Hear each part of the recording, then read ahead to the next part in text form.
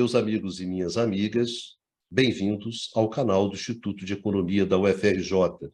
Eu sou Ronaldo Bicário e esse é o Curto Circuito, um programa do Grupo de Economia da Energia que discute os grandes temas, as grandes questões do setor elétrico aqui no Brasil e no mundo.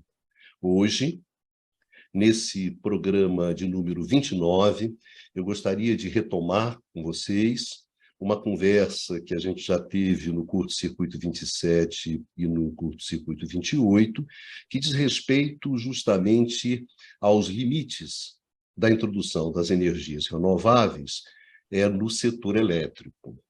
No Curto-Circuito 27, nós conversamos justamente sobre o aumento da demanda de flexibilidade do sistema que surge justamente a partir da introdução dessas fontes. E no Curto-Circuito 28, nós conversamos sobre o aumento da demanda de coordenação que surge quando a gente introduz energias renováveis em um setor elétrico, numa participação significativa. Nesse Curto-Circuito 29, eu gostaria de conversar com vocês sobre essas limitações, essas dificuldades e esses problemas em um setor como o setor elétrico brasileiro, que é um setor essencialmente hidráulico.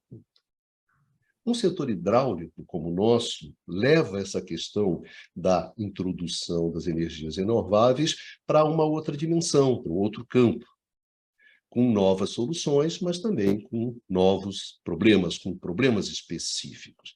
Pois bem, para ter essa conversa conosco hoje, eu convidei o engenheiro Altino Ventura.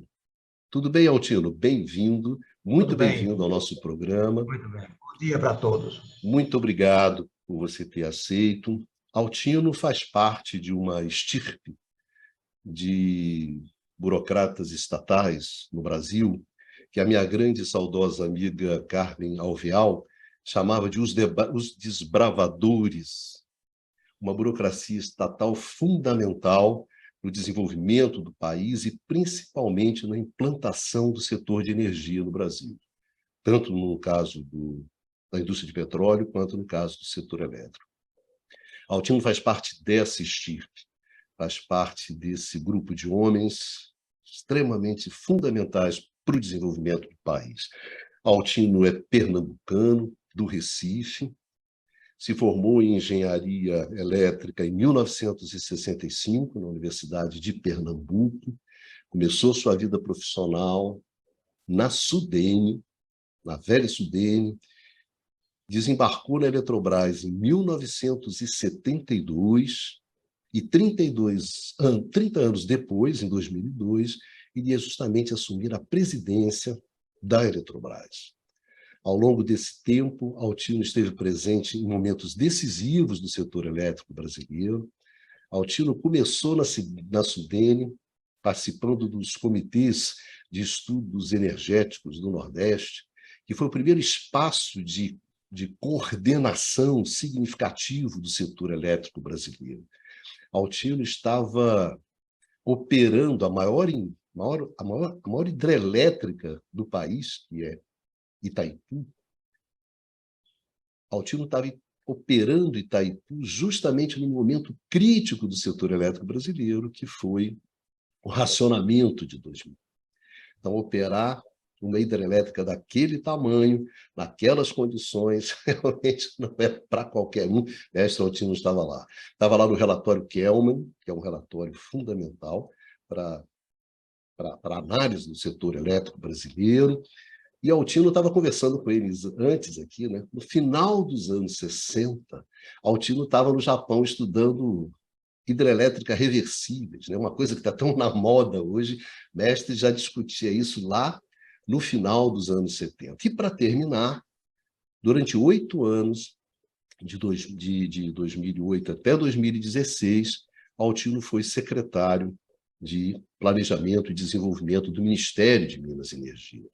Então, é um profissional de uma riqueza de experiência imensa, e eu aqui estou hiper orgulhoso de receber grande mestre Altino, que conhece, como eu digo para ele, mais desses rios e dessas barragens do Brasil do que das ruas do velho Recife da sua mocidade.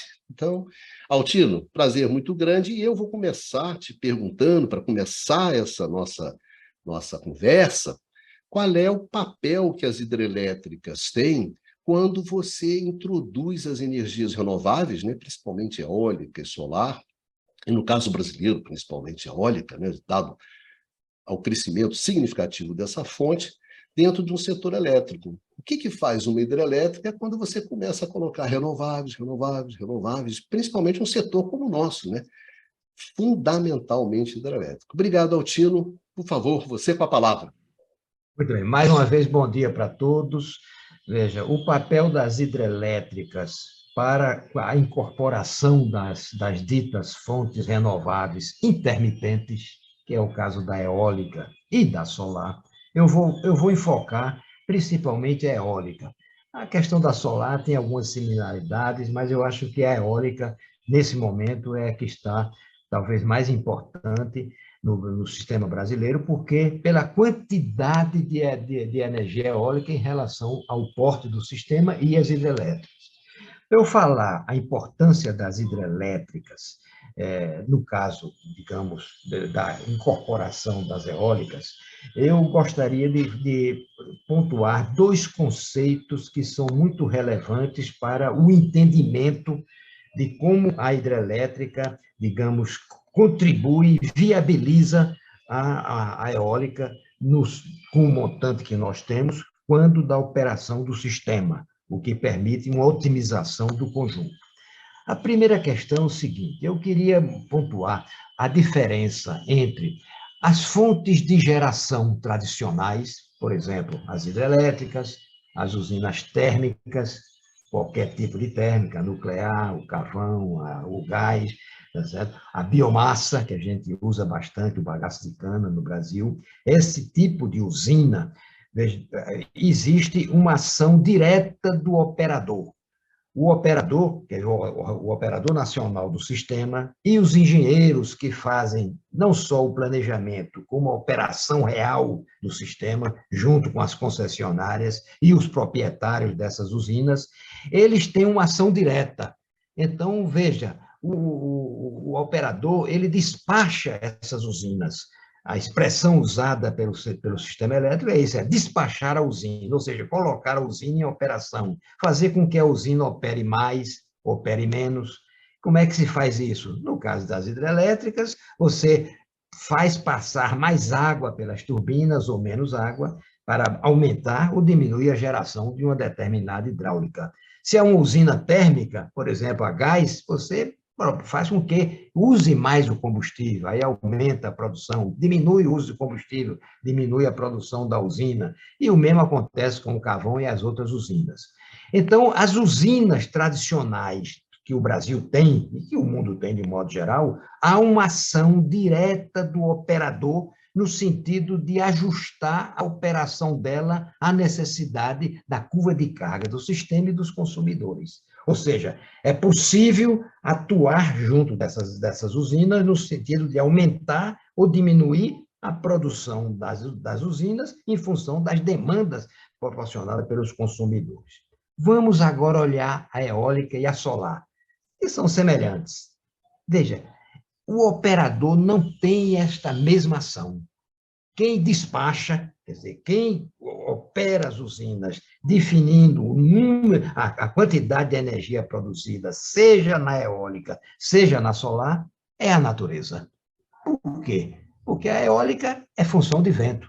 Então, no momento, um empreendedor coloca a usina eólica, instala ela no sistema, faz as conexões para o sistema elétrico, e a usina está lá, pronta para operar em função do vento. E esse vento não é o operador que faz, não são os engenheiros do ONS que estabelecem o vento, é a natureza. Então, então quem despacha a eólica é o vento. Então, se tem vento, ela gera bastante. Se não tem, ela gera pouco. Então, pode acontecer no momento em que se precisa que ela gere mais, que tem uma demanda maior no sistema, não tenha vento. Ou pode ser o seguinte, no momento que tem bastante vento, tem muita geração, e ela pode ter dificuldade de colocar essa geração na curva de carga. A única ação do operador junto à eólica é desligar a eólica quando tem um excesso de geração. Então, ele pode desligar. Mas, em geral, ele mantém a eólica disponível para gerar e quem ajusta a produção de energia dela é, digamos, a natureza. Então, essa diferença entre uma ação do operador nas usinas tradicionais, que é plena, e a impossibilidade do operador despachar a usina, ajustar a geração dela, porque quem faz é o vento, é uma característica muito importante do que nós vamos falar em seguida. Vem agora a segunda questão, que é uma questão um pouco técnica, eu não vou me aprofundar, mas vou dizer alguma coisa para permitir um entendimento. Veja, a indústria da energia elétrica, as pessoas às vezes esquecem ou falam um pouco nisso, é a única indústria em que o consumo é simultâneo à produção. Esta característica da usina, do sistema elétrico brasileiro e mundial, qualquer lugar do mundo é assim, significa o seguinte: vamos supor que eu tenho uma determinada indústria, eu tenho um forno que consome muita energia, o forno está desligado, sei lá, uma siderúrgica, qualquer coisa assim. No momento em que este forno é ligado, vai um sinal para o sistema elétrico de que a demanda aumentou, entrou esse forno e precisa uma outra geração para atender essa carga. Esta demanda e esta geração é simultânea uma à outra. Então, o sistema elétrico tem uma capacidade muito grande de ajustar a cada instante esta demanda de energia com a capacidade de geração. Isso acontece em todas as cargas. Quando você liga uma lâmpada na sua casa, naquele momento aumentou a demanda do sistema. É evidente que tem outras cargas que estão aumentando também, mas olhando só aquela lâmpada, aumentou aquilo ali. Quando aumenta aquilo ali, aí vai um sinal para o sistema que a demanda subiu, teve mais essa cargazinha, tá certo? É claro que a lâmpada é muito menor do que o forno, mas essa carga entrou. Aí precisa aumentar a geração. Aí o sistema tem como fazer isso, eu vou entrar num pequeno detalhezinho, sem explorar com profundidade, para poder depois ver como é que a eólica ajusta, como é que a eólica tem limitações no sistema elétrico brasileiro. Já tem essas limitações hoje. Então, veja bem, essa simultaneidade entre a produção e o consumo, tá certo? Ela ocorre em cada instante. É instantâneo o negócio. Quando a gente diz, olha, a demanda máxima do sistema é 50 mil megawatts por hora. Isso aí é uma demanda média dentro de uma hora. Ao longo dessa uma hora, isso flutua em função das cargas que estão sendo ligadas, desligadas, etc., que é o consumidor que diz, que forma uma curva de carga ao longo das 24 horas, e isso todos os dias do ano. Aí, veja, no momento em que o sistema está ajustado, uma demanda igual à oferta, então o sistema está equilibrado, certo? Aí, de repente, entra uma carga. Bom, entra essa carga, aí, veja bem, eu preciso colocar a geração. Quando esta carga entra, aumenta a demanda do sistema, e eu estou com a geração igual à demanda anterior. Então, o que é que acontece nesse momento? Tem uma pequena modificação da frequência do sistema. A frequência do sistema, que é 60 ciclos por segundo, cai, começa a cair. Neste momento que a frequência cai, vai um sinal para o sistema dizendo, olha, está havendo um desequilíbrio entre a demanda e a oferta, eu preciso igualar, porque a oferta é igual à demanda em todos os instantes. Quem faz isso no nosso sistema e de uma maneira automática, as nossas hidrelétricas fazem isso. Isso, inclusive, vai ser necessário porque eu vou falar sobre a eólica. Como é que a hidrelétrica faz isso? Não precisa o operador entrar com uma ação na hidrelétrica. Quando esse sinal chega no sistema hidrelétrico nosso, tá certo? Então, esse sinal diz o seguinte, olha, tenho que aumentar a geração hidrelétrica. Aí, automaticamente, as máquinas hidrelétricas abrem o disjuntor, a turbina, o circuito da turbina, abre um pouquinho, entra um pouquinho mais de água, aí aumenta a geração e volta a igualar a oferta com a procura. Se isso não for feito, a demanda, a frequência do sistema vai caindo para poder a demanda se igualar à oferta, e chega um ponto que tem um colapso no sistema. Aí é uma perda total de geração de tudo, aí há um blackout geral. Então, isso é um processo automático. A melhor usina para fazer isso é a hidrelétrica. Ela faz isso instantaneamente. Então, nesse sentido, o nosso parque hidrelétrico tem um papel fundamental. Isso aí é chamado, no jargão do setor elétrico, como a chamada reserva girante. O que é essa reserva girante? São máquinas hidráulicas. Eu tenho, por exemplo, uma máquina numa usina hidrelétrica de 100 megawatts. Estou gerando 90. E ela está ligada lá, gerando 90, mas pode gerar 100. Então, em algum momento, vamos supor, eu posso aumentar a geração, aumentando a quantidade de água, ela passa de 90 para 92, aumenta. Pode ser o contrário também. Eu desligar uma carga, aí a hidrelétrica recebe o sinal, a frequência sobe, aí vem o sinal, aí eu diminuo a água que entra, né? Então, a hidrelétrica faz isso simultaneamente, é uma maravilha. Então, veja bem, nesse sentido, a hidrelétrica tem um papel importantíssimo para as eólicas que entram no sistema. Porque eu tenho no nosso parque hidrelétrico uma reserva girante, que é uma espécie de backup, que permite complementar ou atuar nas variações que ocorrem na eólica por mudanças nos ventos, que é uma coisa da natureza e que não tem uma ação do operador do sistema. Então, aí agora eu vou falar sobre a entrada das eólicas. Suponha que entrou um parque eólico pequeno. Nós temos, por exemplo, no Nordeste, nós temos 100 mil megawatts, 10 mil megawatts de hidráulica no São Francisco. Operando. Posso operar os 10 mil, operar 6 mil, 4 mil, etc. Essa operação no São Francisco, das nossas máquinas hidrelétricas, não é uma operação que tenha um controle total, liberdade total. Porque um rio, como São Francisco e outros qualquer, tem os usos múltiplos da água.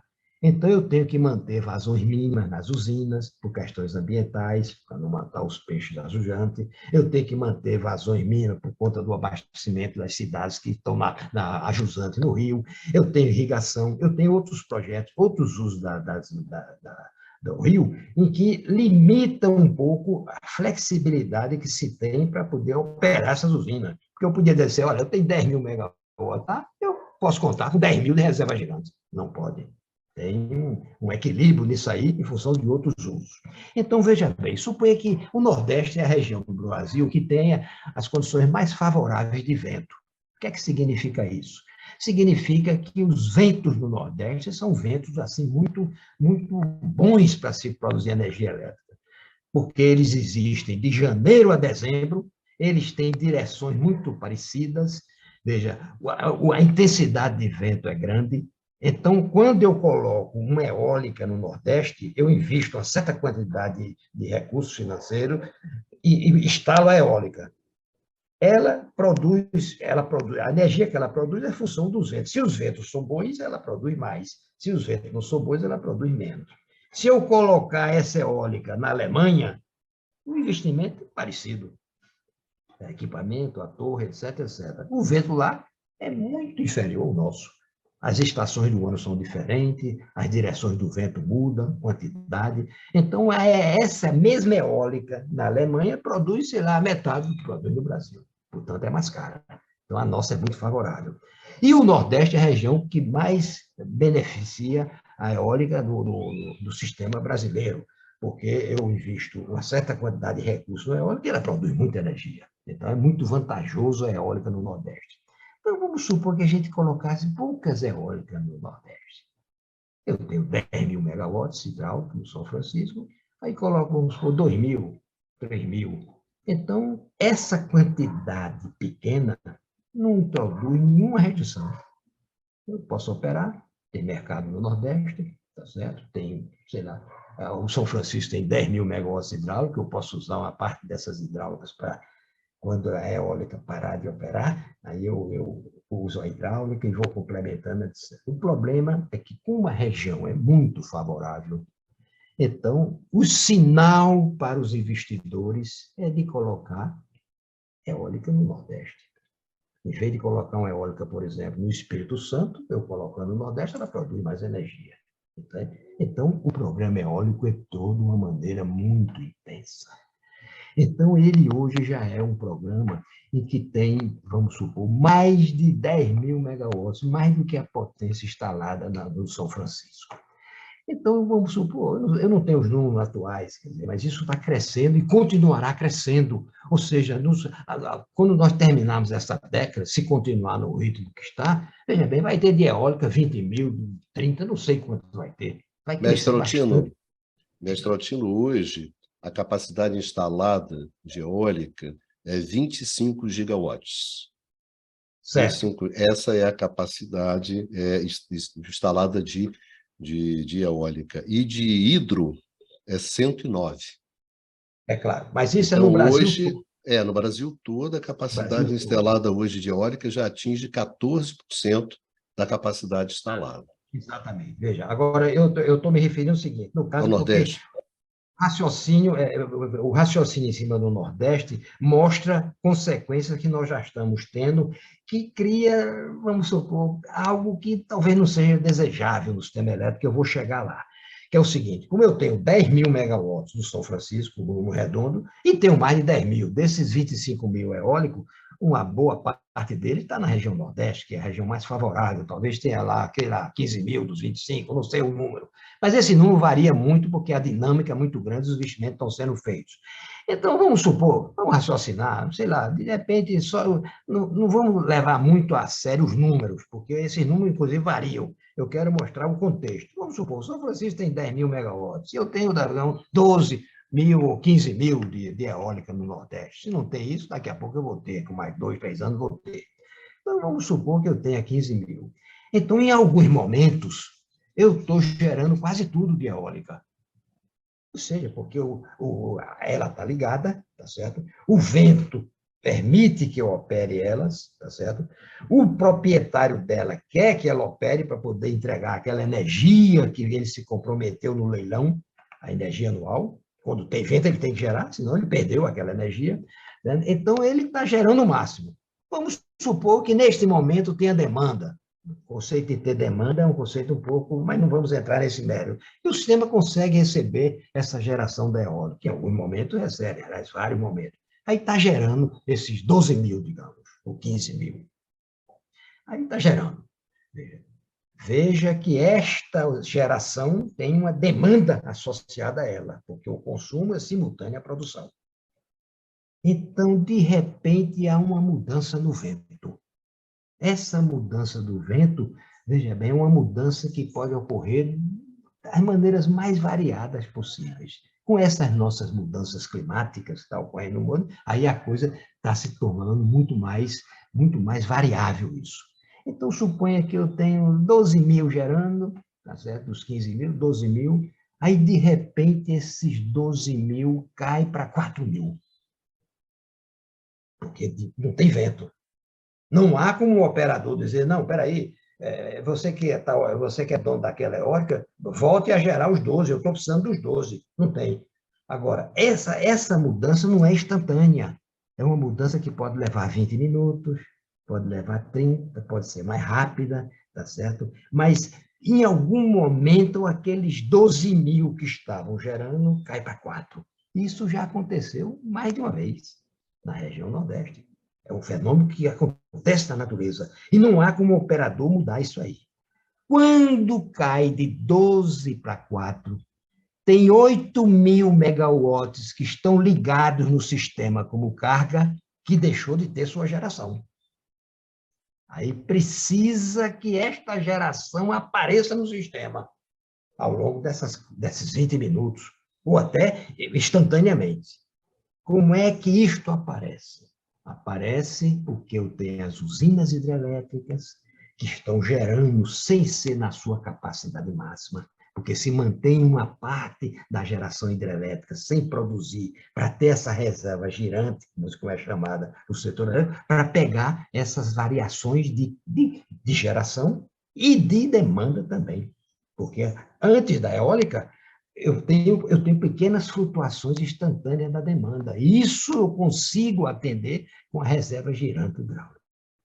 Então, aí vem o sinal para as hidrelétricas, aí as hidrelétricas recebem aquele sinal que saiu 8.000 megawatts de geração do sistema e que precisa aumentar a geração hidrelétrica para não provocar um blackout no sistema. Aí, veja, aí esse processo se faz automaticamente. Então, as hidrelétricas recebem o sinal, aumenta o uso da água, tá certo? Nas turbinas, e aumenta a geração, e, portanto, o sistema vai operando.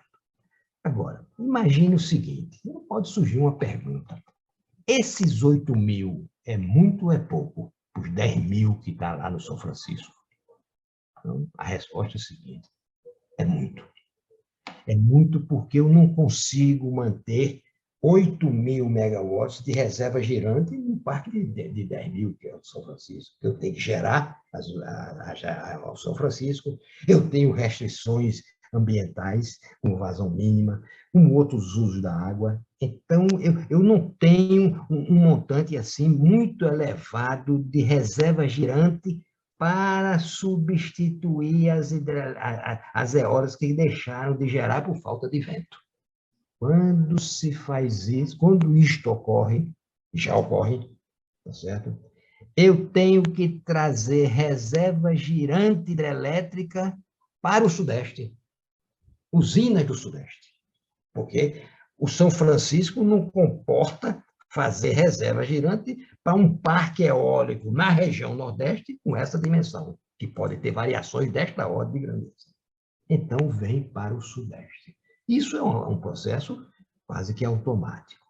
Só que este processo aí, automático, veja bem, cria uma série de pequenas dificuldades, e eu vou citar uma aqui bem objetiva, para ficar claro, que é o seguinte, veja bem, o Sudeste está mais ou menos a 2.500, 3.000 quilômetros elétricos de distância, tá certo? Então, é o seguinte, porque são as linhas de transmissão, porque para o Nordeste vir para o Sudeste, eu tenho que tem uma ligação Nordeste-Centro-Oeste, mas tem que ir pelo Norte, voltar pela Norte-Sul. Então, é o seguinte, as distâncias elétricas são muito grandes, isso cria uma necessidade de operar de reativos no sistema, que precisa ter um certo controle, introduz, no mínimo, uma dificuldade. Mas eu queria dizer algo aqui, tá certo? Que não sei se todos vão compreender, que é o seguinte, eu faço parte da Academia Nacional de Engenharia, em particular do Comitê Técnico de Energia lá, e que a gente tem uma série de trabalhos que se faz, envolve, etc. Uma das reuniões do Comitê Técnico, tá certo? Que ocorreu logo depois da crise de 2021, Que crise foi essa? Uma crise de redução das vazões da hidráulica. Perspectiva de nós termos racionamento. Aliás, foi feito o racionamento via preço, porque subiu-se o preço da energia elétrica, os brasileiros não tiveram como pagar aquele preço, alguns deles, e houve um racionamento. É evidente que quando o preço sobe, tá certo? A demanda cai. No mundo inteiro sempre foi assim. É a lei da oferta e da procura. Então, tivemos racionamento via preço naquela ocasião. O pior racionamento que existe, porque esse preço contaminou a sociedade de uma forma conjuntural e estrutural. E uma das elevações da inflação neste período foi fruto desse racionamento via preço que foi feito na época da crise de 2021. Nesta crise, nós não tínhamos pouca água. Então, o que é que fazia? Nós tínhamos que certos usos múltiplos, como, por exemplo, a navegação no Tietê, ficou prejudicada.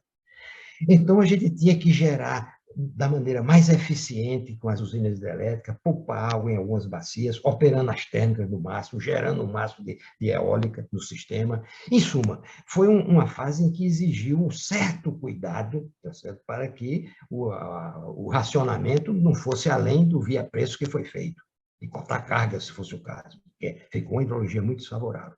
eu assisti uma palestra de um assessor do diretor da antiga CESP, que foi privatizada lá as empresas, em particular a usina de Porto Primavera. Tá certo? Isso era no período do primeiro semestre, primeiro trimestre, quando as usinas da Amazônia, inclusive Tucuruí, operavam bastante. Então, ele fez uma palestra e disse, olha, pessoal, veja bem, está havendo uma situação aqui que, para nós, é uma situação, eu vejo isso com uma desotimização muito grande.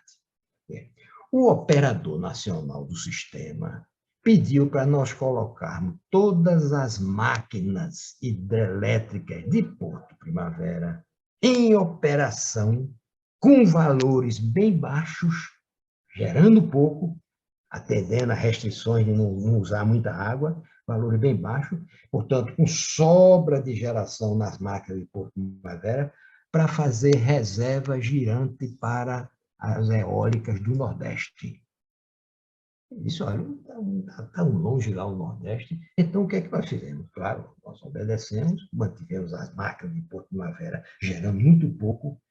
Neste muito pouco, desotimiza a produção hidrelétrica. Eu tenho que usar mais água para cada quilowatt-hora produzido, porque eu estou com a máquina fora do seu ponto ótimo. Então, está tendo um pequeno desperdício de hidrologia.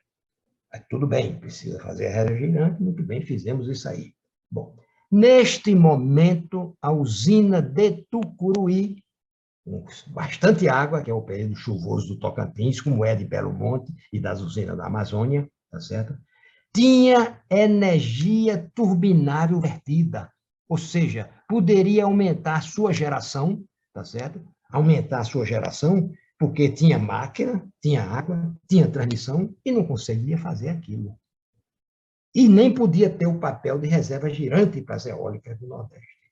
Tivemos que fazer a reserva girante no Sudeste.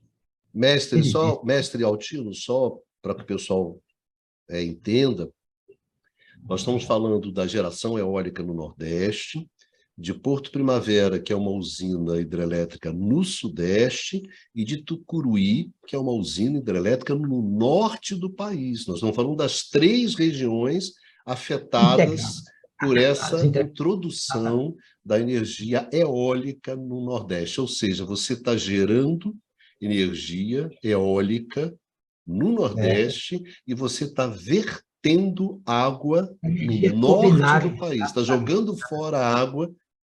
Exatamente. Eu podia, numa situação dessa, vamos supor,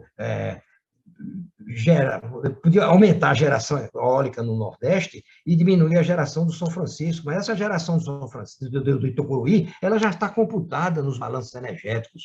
Veja, então, em alguns momentos, para gerar essa hidrelétrica existente no período que eu tenho excedente nas usinas da Amazônia, tem sido desligada a eólica. Neste período crítico, se desligou a eólica no Nordeste, porque a curva de carga não cabia a eólica, mais a geração de base no São Francisco. Portanto, essa complementação da eólica com essa geração de base hidrelétrica do sistema brasileiro, ela não está muito bem ajustada. Esta é uma outra questão. É uma questão que pode exigir do operador desligar a eólica, para poder gerar as usinas do São Francisco, em função de questão de transmissão, localização de geração, etc. O que eu estou falando aqui é outra questão. É uma questão de eu ter uma geração eólica muito elevada. Eu estou dizendo muito elevada, cada pessoa entende de uma maneira, mas o que nós temos hoje já é bastante elevado. E vai aumentar muito, no mínimo dobrar. Isso vai exigir uma reserva girante do sistema, e o sistema não tem como fazer. Em 2021, ficou caracterizado que uma parte da reserva girante para a eólica no Nordeste, naquela crise que nós tivemos, foi deslocada para o Sudeste, dito pelo proprietário da usina de Porto Primavera, atendendo um pedido do ONS. E de lá para cá, essa eólica já cresceu muito e vai continuar crescendo.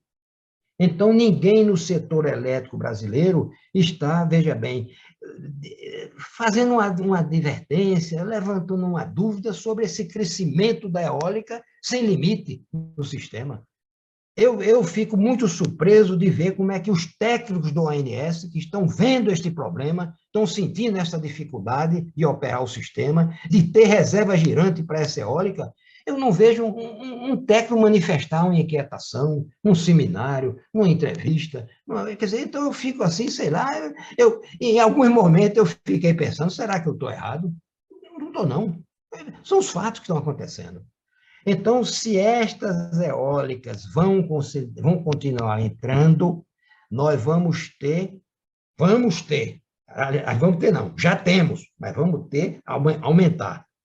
Ter que desligar eólica durante o período de janeiro a maio, quando entra as usinas da Amazônia na base, porque tem um excedente de geração, não cabe esta geração na curva de carga do sistema, tá certo? Que é muito intensa, são 25 mil megawatts das usinas da Amazônia, tá certo? E outras que têm que ser geradas no São Francisco e na Bacia do Paraná. Esse mundo, essa geração de base, nos fins de semana, nas madrugadas dos dias úteis, nos feriados, no carnaval, que é nesse período, tá certo? Que a demanda cai bastante, não cabe essa geração e a geração eólica. Não consegue entrar nas duas porque o consumo é simultâneo à produção. Então, o que se faz nesse momento é ter que desligar algumas eólicas ou desligar a hidráulica. Quer dizer, ou seja, deixar de utilizar a energia que entrou no sistema pelos leilões, seja da hidráulica, seja da eólica. Esse é um problema. O outro problema é, com este parque eólico crescendo da maneira que está, que vai exigir uma reserva girante que o sistema não está preparado para dar. Não está. Em 2021, a reserva girante já estava no Sudeste. Hoje, eu não sei, eu ouvi falar que Itaipu está fazendo rampa de lá, da geração de Itaipu da rampa, que em princípio nunca fez isso, não sei se também está chegando a necessidade de reserva girante lá. E crescendo, crescendo, crescendo, não sei como é que o sistema vai se operar de uma maneira eficiente. O que eu chamo de maneira eficiente é conseguir entregar a energia que está prevista pelas eólicas e prevista nas hidráulicas, que passaram em leilão e que tem que entrar no sistema, e com essas restrições vamos ter dificuldade de colocar. Bem, eu fiz essa abordagem inicial Mestre aqui um Altino, pouco, só deixa eu... mas agora eu queria ver se tem algumas perguntas para a gente esclarecer algum ponto, levantar alguma coisa, etc. Bom, vamos lá. Mestre Altino, o senhor é um dos poucos que levantam esse tema, que levantam essa questão de que há um limite para a introdução das energias, principalmente no caso brasileiro, né, que nós temos esse crescimento acentuado da eólica, muito forte, e que existe um limite para isso.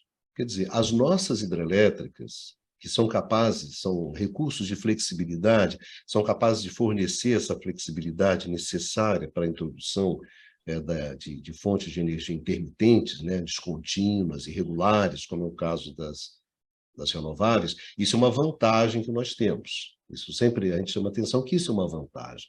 Mas essa vantagem ela tem um limite. Ela tem um limite. O que eu queria colocar é que eu acho que é muito importante essa questão que o senhor coloca, que é o fato do seguinte, olha só, há um limite aqui. E a gente tem que preocupar-se com esses limites.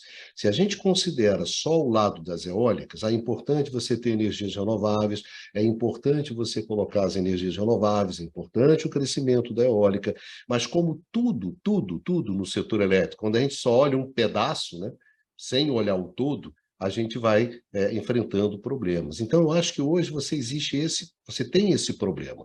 Você tem uma política de incentivos que fortalece a entrada dessas renováveis, você considera que a flexibilidade, a reserva girante, ela pode ser fornecida pelas energias hidráulicas, mas, no entanto, isso tem um limite, né? Parece que a gente não consegue ter essa visão global definindo, olha só, tem um limite. Se a gente não equacionar esse problema, isso aqui vai desestruturando completamente o setor. Como o senhor disse, quer dizer, a gente, por um lado, utiliza a energia renovável das eólicas para gerar energia elétrica e jogar no sistema, e, por outro lado, a gente está jogando fora água, que também é uma energia renovável, né, que também está numa usina hidráulica, fora, sem gerar, simplesmente para poder compatibilizar as hidráulicas.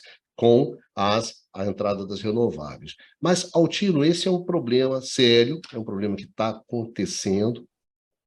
Acho que nasce de uma incapacidade muito grande hoje de você ter coordenação no setor elétrico.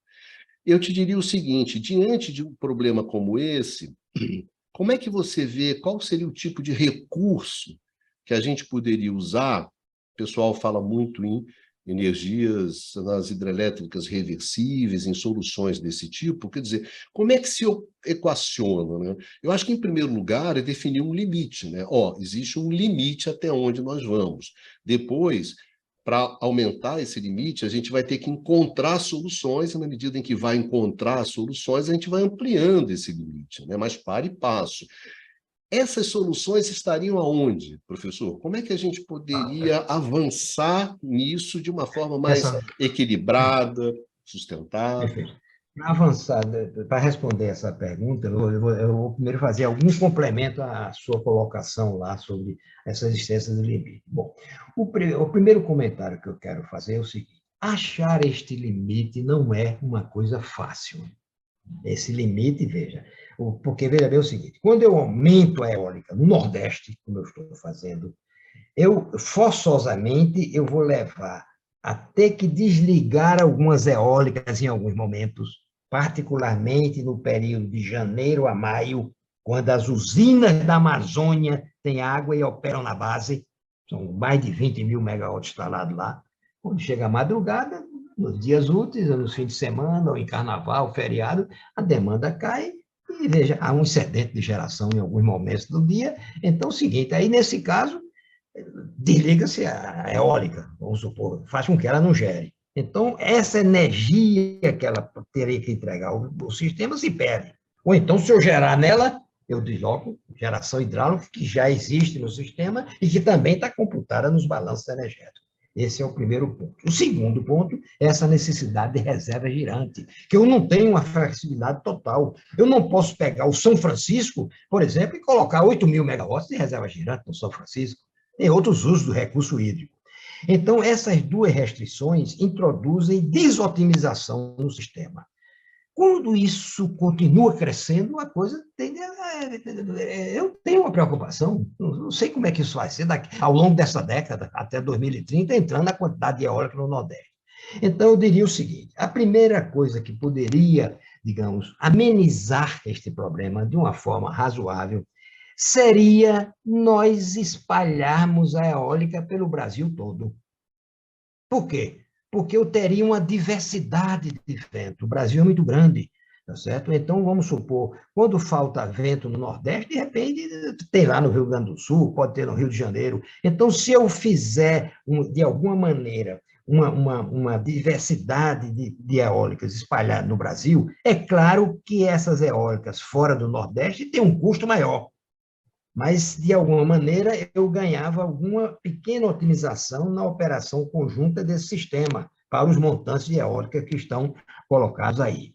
Bom, a outra solução é uma solução em que as pessoas do setor elétrico brasileiro não estão familiarizados com ela, e quando se avança nessa direção, tá certo? Então, as pessoas reagem de maneiras mais diversificadas, porque é uma solução nova, que é a solução da usina reversível. Então, eu vou dizer por que a reversível pode ser utilizada para amenizar esse problema e por que eu tenho essa reação. Veja, o setor elétrico brasileiro, durante os últimos 40, 50 anos, trabalhou com as nossas bacias hidrográficas regularizadas do São Mestre, Francisco. só um pequeno comentário, lembrando ao pessoal que uma hidrelétrica reversível é justamente aquela hidrelétrica que você, quando tem energia sobrando, você bombeia essa energia para em cima de um morro, para um reservatório, né, que está em cima de um morro, de uma forma simplificada, fica guardadinha essa água lá em cima, e quando você precisa dessa energia, né, você faz ela ter uma queda, né, descer o morro, e lá embaixo você coloca uma turbininha e você gera a energia, ou seja, uma forma de estocagem clássica no setor elétrico, onde você usa o relevo, né? Tem energia sobrando, bombeia lá para cima, precisa de energia, desce, deixa a energia, né? A água descer e roda a turbina e vai. Isso é uma reversível. Né? Não, só esse Perfeitamente. pequeno comentário que lembra que o pessoal da gente Muito às bom, vezes não muito bom, sabe. porque fica caracterizado. A usina reversível é uma usina completamente diferente da usina convencional. Mas o setor elétrico brasileiro trabalhou nos últimos 40, 50 anos com a bacia do São Francisco e a bacia do Paraná, ambas muito bem regularizadas. O que é que significa isso? Significa que foram construídos reservatórios, grandes reservatórios, no São Francisco, que é o caso Sobradinho, Maria também tem um papel relevante, mas principalmente Sobradinho, e na Bacia do Paraná, vários reservatórios, Tubiara, Furnas, Nova Ponte, São Simão, em suma, vários reservatórios que permitiram regularizar essas bacias. O que é que significa regularizar uma bacia? Esses reservatórios guardam a cheia do rio e usam durante o período seco do rio, o que faz que de janeiro a dezembro eu tenha, vamos supor, vazões mais ou menos constantes do rio, porque eu transfiro a cheia do rio para o período seco. Isso otimiza a geração hidrelétrica, é claro, porque aquela cheia que eu tinha que ir embora, passar pelo vertedor e ia para o mar, tá certo? Eu, de alguma maneira, guardo e uso no período seco. Então, a familiaridade dos brasileiros na área de energia elétrica foi com essas duas bacias. As outras bacias no Brasil, no sul, por exemplo, não tem. No sul, o Rio Iguaçu e o Uruguai não tem locais para construir reservatórios, como construímos Sobradinho, Itubiara, Furnas, etc., no Sudeste. Não tem. Então, as bacias do Iguaçu e do Uruguai não foram regularizadas, não foram plenamente regularizadas. Isso porque não era possível, não tinha local para fazer reservatório. O Tocantins também não tem local para um reservatório adequado. O reservatório Serra da Mesa Montante lá pega um pequena da área de chuva do Tocantins, então o Tucuruí não é regularizado pelo fato do Tocantins não ter local adequado para fazer o que fizemos no São Francisco, na Bacia do Paraná, e o Araguaia também não está regularizado, então não é regularizado. Mas acontece que, como a maioria é na bacia do São Francisco e do Paraná, os brasileiros que trabalham no setor elétrico, tanto de planejamento como de operação, se habituaram a ter esses reservatórios que guardam esta água. Tá certo? Guarda essa água e, portanto, há uma ação do operador muito efetiva nesses reservatórios, com essa água que pode ser guardada, que é a fonte primária, é o combustível para gerar nas hidrelétricas, e com isso o sistema funcionou muito bem nos últimos 50 anos. Qual foi a perturbação que trouxe nisso? As usinas da Amazônia. Porque as usinas da Amazônia, que são rios não regularizados, tá certo? Não conseguem gerar de janeiro a dezembro. Gera de janeiro a maio, mais ou menos. E depois não tem praticamente água. Então, isso foi um impacto muito grande, porque são muitas usinas dando uma geração de base enorme. Então, ficou o discurso, precisamos fazer reservatório, precisamos. Esse discurso está sempre presente, está faltando reservatório. Bom, eu quero informar, com a minha experiência, que as usinas da Amazônia não tem lugar para fazer reservatório. São usinas de planície, não tem como fazer um reservatório como Sobradinho, como Itubiara, sem criar problemas ambientais, muito complicado. Então, a regulação lá não vai ser possível ser feita. Bom, então, veja bem, aí o que é que acontece? Esse sistema brasileiro, com essa característica, a usina reversível, ela tem um papel, ela se ajusta muito bem para otimizar este processo de geração. O que é que eu estou chamando de otimizar esse processo de geração? É combinar essa geração de todas essas usinas, inclusive das fontes renováveis, tipo eólica, e a solar também, que tem algumas características parecidas, de tal maneira que esse conjunto de geração, em cada instante, se ajuste à curva de carga dos consumidores. Os consumidores dizem quanto quer usar de consumo ao longo das 24 horas. Isso varia bastante, de janeiro a dezembro e ao longo das 24 horas. Isso aí não há como a gente dizer para o consumidor, olha, não gere às 6 horas, desliga os seus aparelhos eletrodomésticos às 6 horas da noite e liga às 3 horas da madrugada. Não existe isso. consumidor usa quando ele precisa da energia. Então, esse ajuste desta geração, que é muito complexa, essa integração de geração de usinas hidrelétricas, usinas térmicas, nuclear, carvão, a biomassa, o gás, junto com as renováveis, que está tendo uma participação muito significativa, tanto a eólica quanto a solar. A solar introduz outros fatores perturbadores. Eu não vou entrar aqui no detalhe, vamos enfocar principalmente a eólica nesse momento. Então, veja bem, como é que a reversível faz isto? Veja bem, primeiro, a reversível no mundo é usada como ciclo diário. Ou seja, a usina reversível, por exemplo, na França, no Japão, tá certo? Ela que tem um parque térmico nuclear, a usina nuclear gera, principalmente a França, 70% da geração é nuclear. A nuclear gera 24 horas em valores constantes máximo. O consumidor, em algum momento, não precisa dessa geração na madrugada. Então, há uma sobra de geração. Aí, o que é que a reversível faz? Esta sobra da geração do sistema francês ocorre na madrugada. Eles criaram uma tarifa custo marginal, mas não vamos entrar nesse aspecto. Vamos olhar o aspecto mais simplista, digamos, da coisa. Então, tem sobra de geração. Aí, o que é que ele faz? Ele pega essa sobra, bombeia a água na reversível, leva a água do reservatório inferior para o reservatório superior, durante a madrugada. Aí, quando chega de tarde, que a demanda aumenta, e no início da noite, tá certo? Que tem um consumo maior, que as nucleares, eventualmente, podem ter uma pequena dificuldade de atender essa demanda maior, aquela reversível que bombeou, é uma bomba, e essa bomba vira gerador. Aí, aquela água do reservatório superior gera essa energia e atende a curva de carga do consumidor. Então, a maneira reversível faz este papel, ou seja, um papel importante no sentido de permitir ajustar a geração do sistema à curva de carga do consumidor, porque a geração é simultânea ao consumo, não há como mudar isso aí, é uma das características da indústria da energia elétrica, talvez seja a única indústria no mundo que tem isso. Então, veja bem, essa reversível no mundo a experiência é diária, é de fazer um ajuste da curva de carga diária, que tem carga muito leve, demanda muito leve na madrugada e demandas elevadas no final da tarde e início da noite. Então, é feito dessa forma. Isso é feito no Japão, na França e feito nos sistemas que têm geração de base como térmica. No nosso caso, com aquela regularização do São Francisco e da Bacia do Paraná, a gente fazia aquilo ali, mas veio uma perturbação. As usinas da Amazônia e agora as eólicas. Então, o Brasil, veja bem, agora, essa reversível, quando faz isso, veja, quando faz isso, a reversível, ela tem uma perda de energia, porque entre o bombear e o gerar, tem uma redução da ordem de 20%.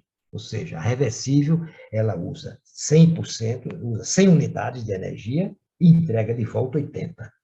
Só que esses 100 que ela usa é uma energia que tem um custo muito baixo. E aqueles 80 que ela devolve tem um custo muito valorizado, porque é na hora da ponta, quando se precisa da energia, e que ela vale mais, e permite operar o sistema. Então, eu já vi pessoas dizerem assim, olha, eu sou contra a reversível porque tem perda. Veja, essa perda não existe. Por exemplo, se Belo Monte está vertendo na madrugada, essa água que não passa nas máquinas e vai para o vertedouro, porque tem máquina, tem água e tem transmissão, não tem demanda. Então, é o seguinte, essa energia, o custo dela é zero. Eu bombeio, tá certo? E depois uso 80% do que eu usei para bombear, para devolver o sistema.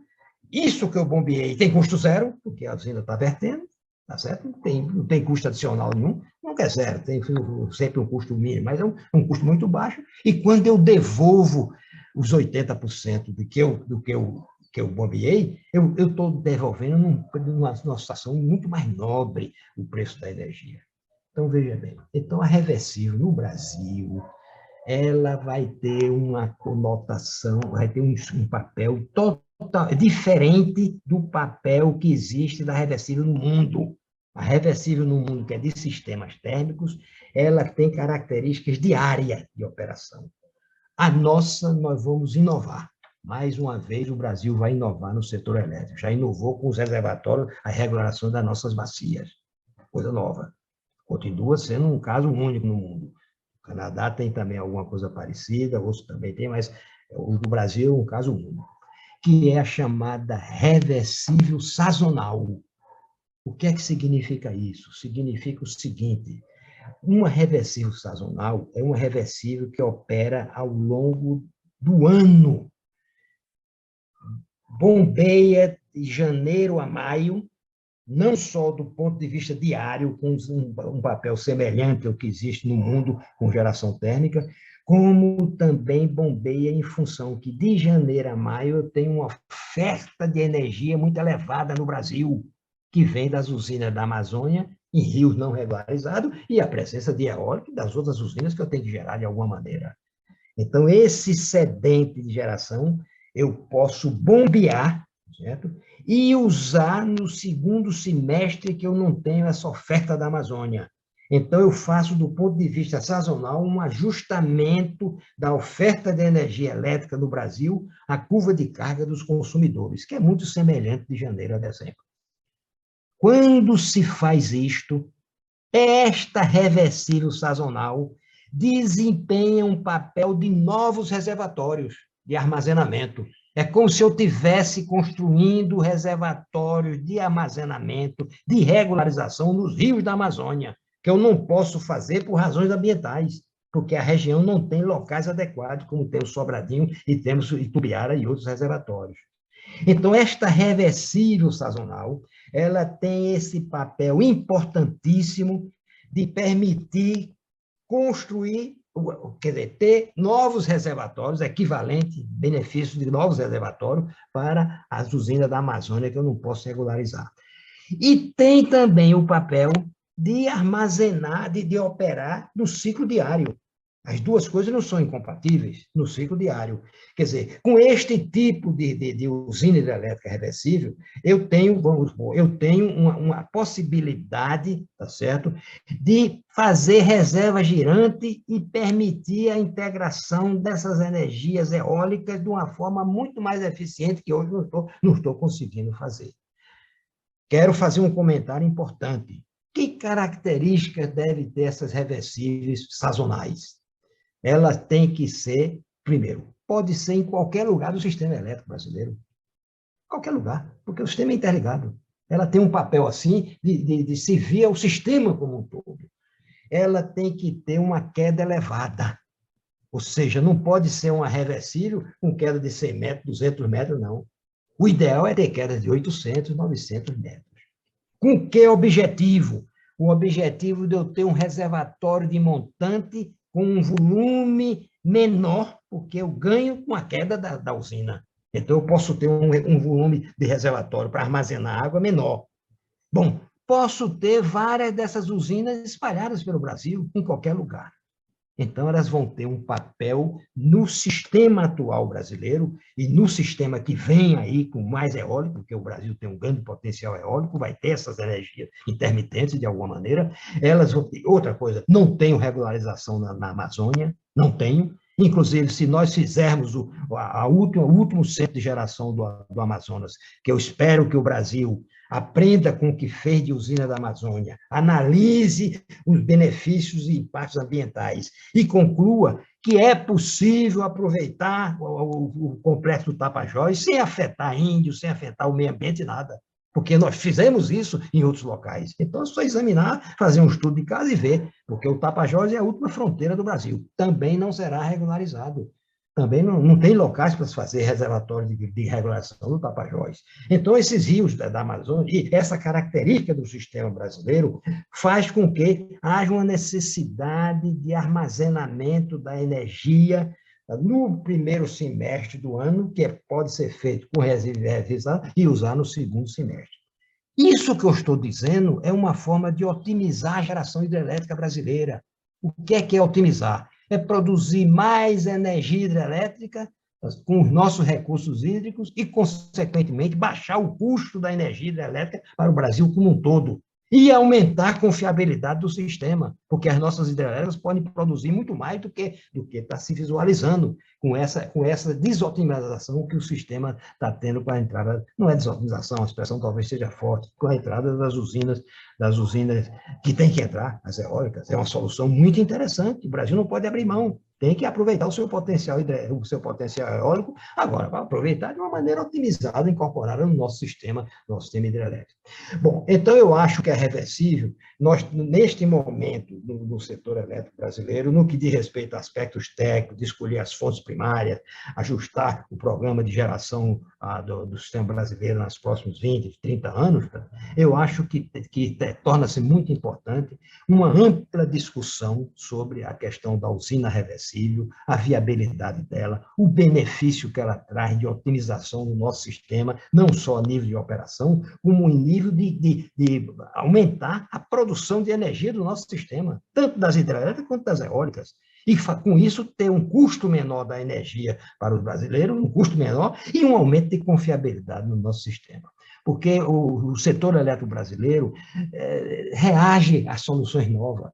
Muita gente diz assim, não tem uma regulação, não tem regulamentação sobre a sua. Como é que você vai fazer uma usina que entra no sistema consumindo energia? E veja, como é que vai ser a remuneração dela? Mas isso tudo tem maneira de fazer isto, porque o mundo todo usa reversível, porque os sistemas deles são térmicos, o nosso é hidráulico, mas atualmente as características do nosso sistema, com a entrada das eólicas e a entrada das usinas da Amazônia, veja bem, a reversível ela tem um espaço a ocupar no Brasil. É claro que nós temos que encontrar os locais adequados, com quedas elevadas, para ter reservatórios menores, está entendendo? As questões ambientais têm que ser todas elas estudadas, mas nós temos um sistema interligado nacional de transmissão, pode colocar essas reversíveis em qualquer lugar, não precisa ser perto do centro de carga, nos lugares que teria complicação, dificuldade para construir esse tipo de usina. E a usina reversível, ela é uma usina que tem um impacto ambiental menor, porque ela tem 2 reservatórios, os reservatórios não precisam ser muito grandes, se eu tenho uma queda grande, a usina sazonal, eu boto um reservatório a montante que pode ter dimensões menores, tá certo? Em algumas circunstâncias, a reversível tem um impacto local muito menor do que o impacto das usinas nos nossos rios. E mais ainda, eu escolho o lugar onde eu quero colocar. Eu posso colocar essa reversível sazonal num local distante de população indígena, distante de cidades, distante de população, locais que o país tem, o nosso país continental tem. As usinas dos nossos rios nós temos que construir onde tem pessoas morando, porque as pessoas vão morar onde tem a oferta d'água. Então, os nossos rios têm cidade nas proximidades e nós tivemos várias dificuldades de construir alguma dessas hidrelétricas, porque o local já está escolhido, que é o local do rio onde tem queda e tem água. Tá certo? A reversível sazonal, eu boto em qualquer local do nosso sistema. Eu vou escolher um local adequado, com menores impactos ambientais e menores custos. E ela vai ter um papel muito importante. É claro que nós temos que ter um grande debate, temos que ter um entendimento claro desta questão, tá certo? E esse, na minha opinião, é um espaço onde o setor elétrico pode otimizar do ponto de vista técnico de geração no sistema, acoplando de uma maneira eficiente a curva de carga do mercado, com aumento de produção de energia e, consequentemente, redução de custo, e aumento de confiabilidade do nosso sistema.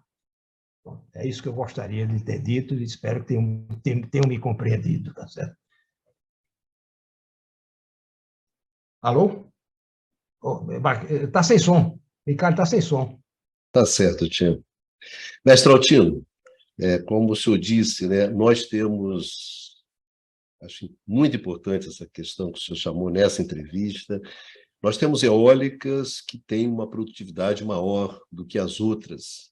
Aqui o vento venta mais do que nos outros lugares, né?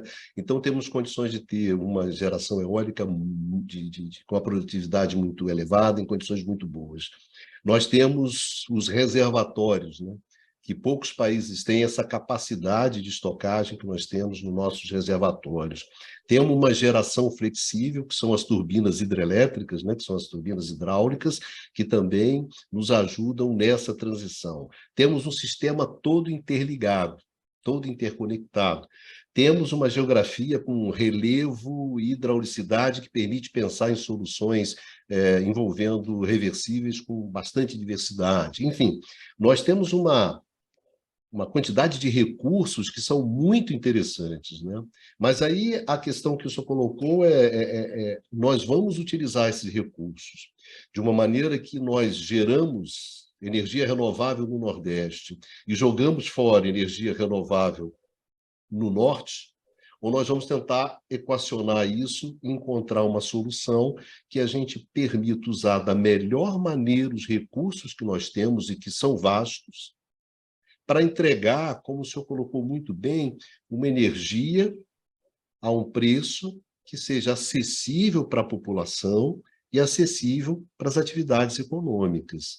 Enfim, a sua geração entregou, num determinado momento, aquela energia que o país precisava para o seu desenvolvimento,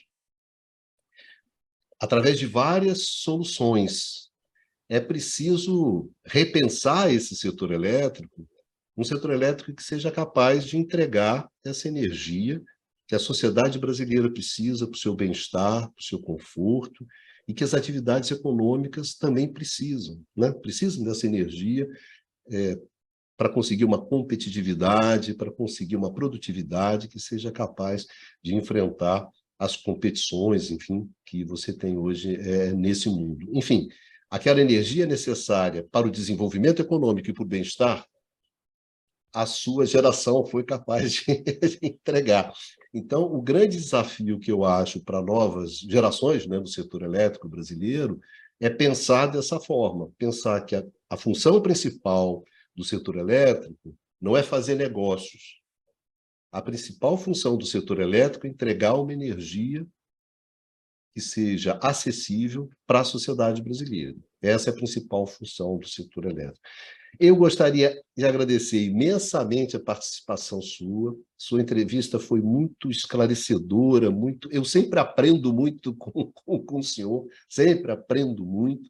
E você é uma das poucas pessoas que estão levantando essas questões. Então, eu queria agradecer muito e gostaria de passar a palavra para o grande mestre Altino, para as suas palavras finais nessa entrevista.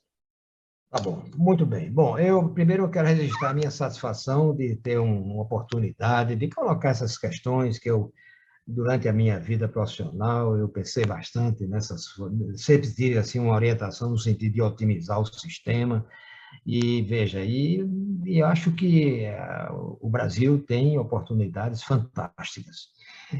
Eu queria deixar registrado o seguinte, que, veja, essas possíveis, digamos, limitações que eu estou colocando, não exclui a geração eólica como uma opção muito importante, tá certo, para o Brasil. Nosso recurso eólico é imenso, onshore, não precisamos partir para o offshore, que é mais caro agora, isso pode ficar para um período posterior. Então, o Brasil tem, vamos supor, uma energia limpa, uma energia, veja, não tem emissão de gases de efeito estufa, tá certo? Então, tecnologia dominada. E, veja, eu queria destacar esse aspecto, porque a eólica no Brasil, ela é extremamente, muito mais vantajosa do que nos países do primeiro mundo, que estão usando, como a Alemanha, Estados Unidos, etc., e outros países, porque as nossas estações do ano são muito semelhantes uma da outra. No primeiro mundo tem o inverno, que é muito rigoroso, os ventos mudam, então, veja bem, a direção do vento não é a mesma, tá certo? E eu queria dar um destaque a um ponto que você falou aí, que eu achei muito importante, Ricardo, que é o seguinte, que eu queria dar destaque. A geração eólica no Brasil é altamente viável, do ponto de vista tecnológico, não se fala, já é dominado, as torres mais elevadas, etc., e o vento é muito favorável. E eu vou encerrar isso aí tirando um pouco, digamos, a acidez de uma reunião desse tipo, contando uma coisa que eu, digamos, faço com que as pessoas acreditem de fato que os ventos no Brasil, em particular os ventos no Nordeste, são muito bons para a geração eólica, o que dá ao Brasil uma vantagem comparativa com o resto do mundo, com um potencial eólico muito favorável.